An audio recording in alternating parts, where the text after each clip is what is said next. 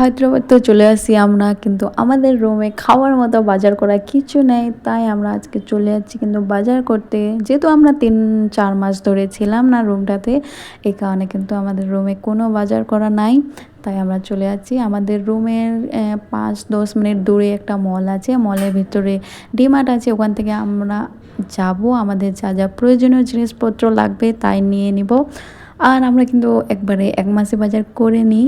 তো এখন কিন্তু আমাদের যা যা প্রয়োজনীয় জিনিস দরকার আছে সব কিছু নিয়ে নেব, নিয়ে আবার রুম যেতে হবে, যেহেতু আজকে আমরা হায়দ্রাবাদ এসে পৌঁছাইছি। তো দুপুরবেলা তো আমরা বাইরে থেকে নিয়ে এসে খেয়েছি, এখন কিন্তু নিজে রান্না করে খেতে হবে।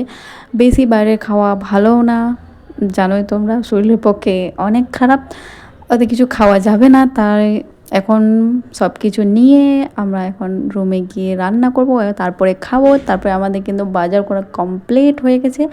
তারপরে বাইরে বুঝতেই পারো, মলের ভেতরে অনেক গেম জোন থাকে, আর বাচ্চারা দেখবে আর এগুলাতে গেম খেলবে না আর কার রাইড করবে না, এটা তো হতেই পারে না। আনাম তো এগুলো ছাড়েই না, দেখতেই পারছো ও একদম বসে পড়েছে গেম খেলার জন্য, যেটা ও পারবে না এখন। এটাও নেমে গেছে সাথে সাথে। তারপরে ওকে একটু কার রাইড করাই দিয়েছি। কার রাইড করার পর তারপরে আমরা কিন্তু চলে আসছি বাড়ি। তো আজকে ভিডিওটা এই পর্যন্ত, দেখা হবে নেক্সট একটা ভিডিওতে। আল্লাহ হাফিজ।